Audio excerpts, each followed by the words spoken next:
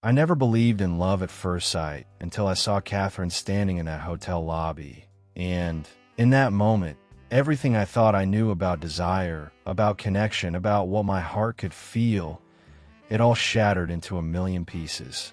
But before I tell you how we fell into each other's lives, let me ask you something. Where are you watching this from? Drop your city in the comments. I love knowing where these stories reach, how far this message about real love travels.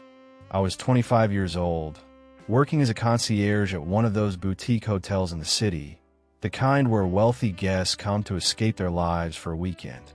I'd seen hundreds of people pass through those revolving doors, and none of them had ever made me look twice. Until her.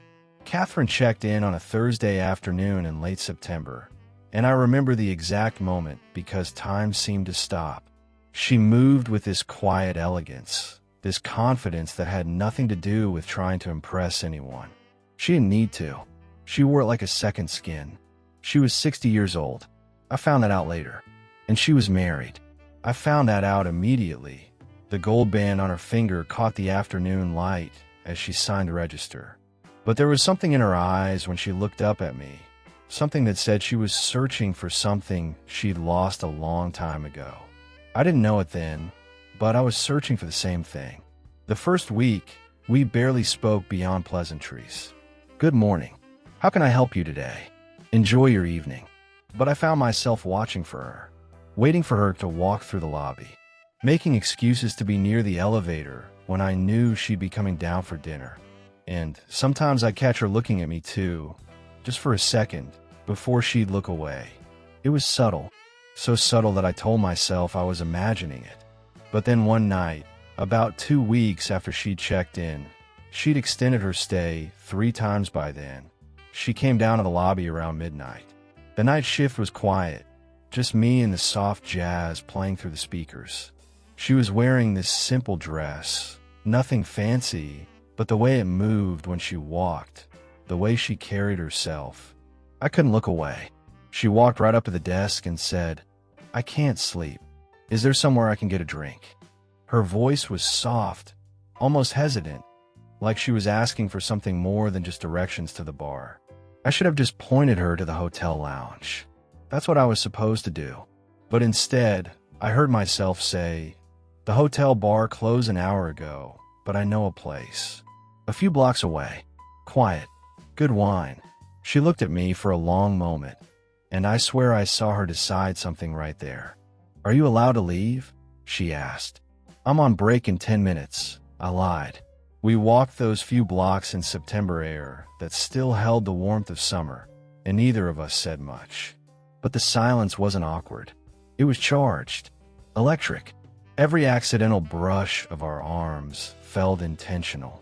When we got to this little wine bar I knew, tucked away on a side street, we sat in a corner booth and finally, we started talking. Really talking. She told me she was from Connecticut, that she'd been married for 32 years, that her husband was a good man, a provider, someone who'd given her a comfortable life. But when she said it, there was no light in her eyes, no warmth, just resignation. She told me she'd come to the city alone because she needed to remember who she was before she became someone's wife, someone's mother. She had 2 grown children who rarely called, a big house that felt empty, a life that looked perfect on paper but felt hollow. And me? I told her things I'd never told anyone, about how I'd moved to the city 3 years ago with big dreams that hadn't panned out, about how I'd taken the hotel job just to pay bills while I figured out what I really wanted, about how I felt stuck, like I was watching life happen to everyone else while I stood behind a desk, about how lonely it was to be surrounded by people all day and still feel invisible. "You're not invisible," she said, and the way she looked at me when she said it, God, it was like she was seeing straight into my soul. "You're the only person who's really looked at me in years." We stayed until the bar closed, and then we walked back slowly, taking the long way, neither of us wanting the night to end. When we got back to the hotel, she stopped in the lobby and turned to me. For a moment, I thought she might kiss me. I wanted her to. But instead, she just smiled, said, thank you, and walked to the elevator. That's how it started. These late-night walks.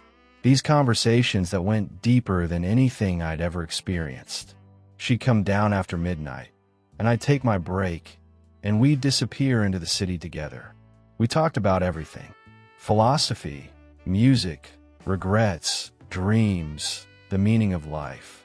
She'd read books I'd never heard of, and had traveled to places I'd only seen in movies.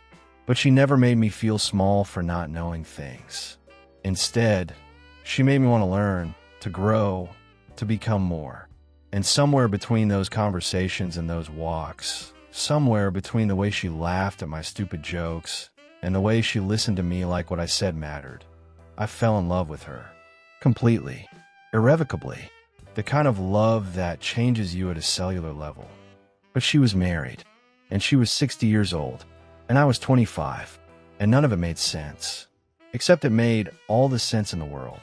One night, about a month into whatever this was, we were sitting on a bench in this little park, watching the city lights reflect off the water. It was late October by then, and the air had that crisp autumn bite. She was telling me about a trip she'd taken to Paris when she was my age, before marriage, before responsibility, when she was just a girl who wanted to see the world. And I don't know what came over me, but I reached over and took her hand. She froze, looked down at our hands intertwined, looked up at me, and I saw fear in her eyes, yes, but I also saw longing, desire, years of suppressed want rising to the surface. "We can't," she whispered, but she didn't pull her hand away. "Why not?" I asked, even though I knew all the reasons why not. "Because I'm married. Because you're young enough to be my son. Because this is insane. Because..." I cut her off. "Because you feel it too." She closed her eyes, and I saw a single tear slip down her cheek. "Yes," she breathed. "God help me, yes." We sat there for a long time, holding hands like teenagers, both of us terrified and exhilarated. When we finally walked back to the hotel, everything had changed.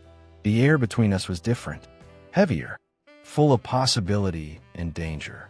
For the next week, we avoided each other. She'd come down in the lobby and walk right past me. I'd see her in the elevator and pretend to be busy with something else. But it was torture, absolute torture, because now that we'd acknowledged it, now that we'd put words to this thing between us, ignoring it was like trying to ignore a wildfire. Then one night, my phone buzzed. A text from the front desk system. Room 412. She needed something brought up. My heart was pounding as I rode the elevator up. When I knocked on her door, she answered immediately, like she'd been waiting right there. "I didn't actually need anything," she said, stepping aside to let me in. I needed to see you, to talk to you. I can't do this anymore. This pretending." I walked in, and she closed the door behind me, and we stood there in her hotel room, 2 feet apart, both of us breathing hard like we'd just run a marathon. "Catherine," I said, and it was the first time I'd said her name out loud. "If you want me to leave, I'll leave. If you want me to forget this ever happened, I'll try. But you need to know, I'm in love with you. Completely. Impossibly. In love with you." She made this sound, halfway between a laugh and a sob. "You can't be. You're 25. You could have anyone. Someone your own age. Someone without all this baggage. Someone who isn't you." I interrupted. "And that's the problem. Because I don't want anyone else. I want you. The way you think. The way you see the world. The way you make me feel like I matter. Like I'm more than just some kid working a dead-end job. You see me. Really see me. And I see you too. Not the age. Not the ring. Not the role you've been playing for 30 years. I see Catherine. And she's the most beautiful, most fascinating, most incredible woman I've ever met." And then she crossed those 2 feet between us and kissed me. And in that kiss was 32 years of a marriage that had slowly died. In that kiss was every moment of loneliness she'd endured, every time she'd looked in the mirror and wondered where she'd gone. In that kiss was desperation and hunger and need and something softer too, something like hope. We pulled apart, both of us shaking. "This is wrong," she whispered, her forehead pressed against mine. "I know," I said. "I shouldn't be doing this. I know. I'm old enough to be your mother. I don't care. My husband doesn't make you feel the way I do." She pulled back then, and I saw her wrestling with it. The guilt, the fear, the weight of a lifetime of doing the right thing, being the good wife, following the rules. But I also saw something else. I saw a woman who'd been asleep for decades, finally waking up. "One night," she said finally. "Give me one night. Let me feel alive again. Let me feel wanted. And then we'll go back to our real lives."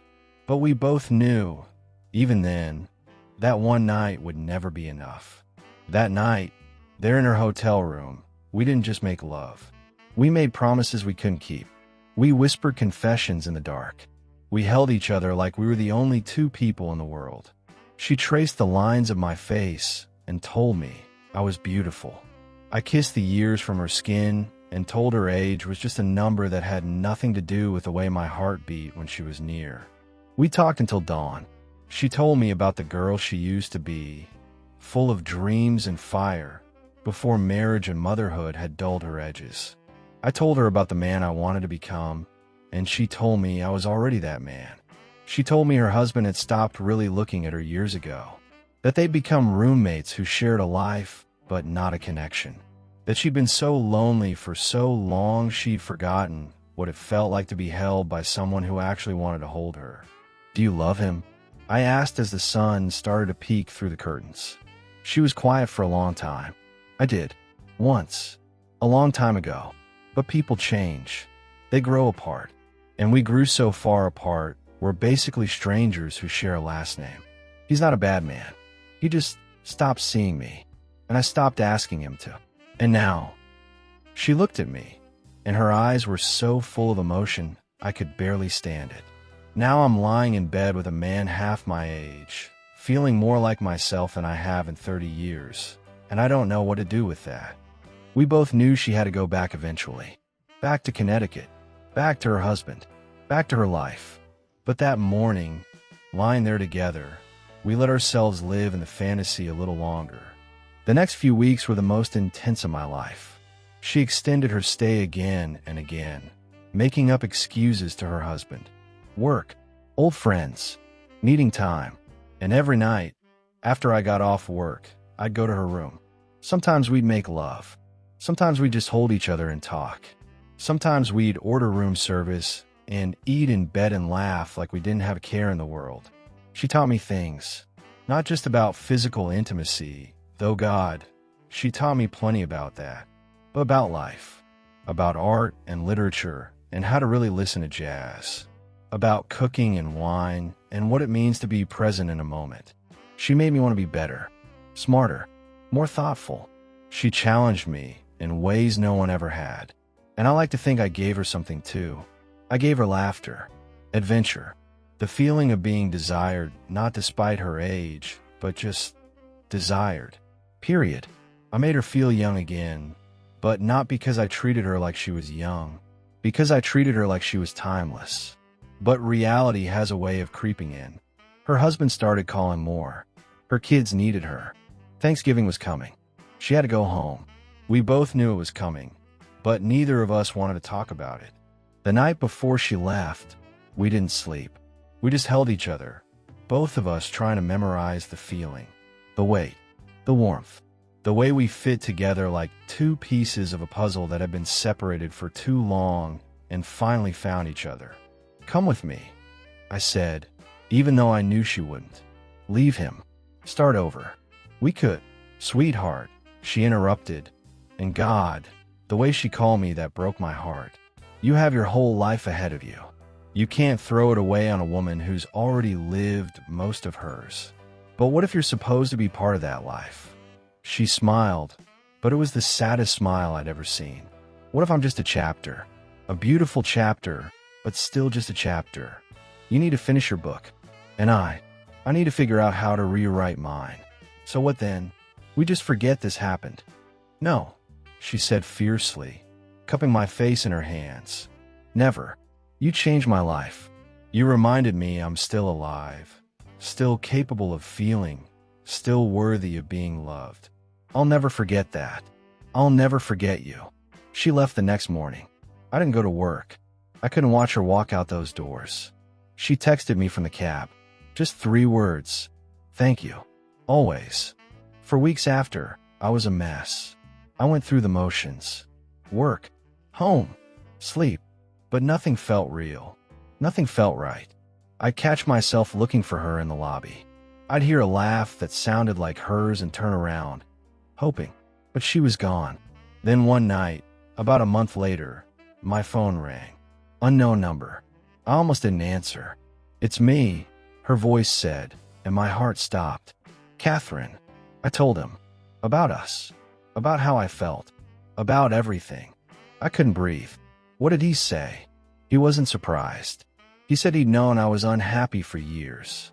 He said maybe we'd both been holding on to something that died a long time ago out of fear, out of obligation, out of not knowing what else to do. What does that mean? It means I filed for divorce. It means I'm packing up that big empty house. It means I'm scared out of my mind. And it means I'm asking if there's still room in your life for a 60-year-old woman who's trying to figure out how to start over. I laughed, and it came out as almost a sob. Catherine, there's always been room. There's always going to be room. That was 8 months ago. She lives here now, in the city. Not with me. Not yet. We're taking it slow, letting her heal, letting me finish growing up, letting this thing between us develop at its own pace. But we see each other every day. We still talk until dawn. We still get lost in each other. And every single day, I fall more in love with her. Is it conventional? No. Do people stare when we're out together? Sometimes. Do her kids understand? They're working on it. Does her ex-husband approve? Surprisingly, yes. He told her he just wanted her to be happy. And if a guy half her age made her smile again, then he was grateful I existed. People ask me all the time how it works. How I could fall in love with a woman so much older. And the truth is, I don't see the age. I never have. I see Catherine. I see a woman who's brilliant and funny and passionate. I see someone who challenges me and supports me and makes me want to be my best self. I see the person I want to wake up next to for the rest of my life. Is she my sin? Maybe. According to society's rules, according to conventional wisdom, according to people who think love has an expiration date or that it needs to follow a specific timeline. But if loving her is a sin, then I'll gladly be a sinner. Or maybe she's my redemption. Maybe she saved me from a life of going through the motions. Maybe she taught me what it really means to connect with another human being. Maybe she showed me that love isn't about checking boxes or following a prescribed path. Maybe she redeemed me from a life half-lived. All I know is this. She's mine, and I'm hers. And age is just a number that has nothing to do with the way my soul recognizes hers. True love doesn't care about wrinkles or gray hair or how many years separate you. True love just is. So here's what I want to know from you. Do you believe age can really stop true love? Have you ever felt a connection so strong that nothing else mattered? Drop your thoughts in the comments. I want to hear your stories. And if this story touched you, if it made you believe in love again, hit that like button. Subscribe to this channel because I share these real stories every single day. Stories that prove love has no age limit, no expiration date, no rules. Hit that notification bell so you never miss a story. Because somewhere out there, someone needs to hear that it's okay to follow your heart, even when it doesn't make sense to anyone else. Someone needs to know that love can find you when you least expect it, in the form you least expect. And that's not just okay. It's beautiful. Thank you for listening. Thank you for being part of this community that believes in real love. I'll see you tomorrow with another story that proves the heart wants what it wants, regardless of what society says it should want.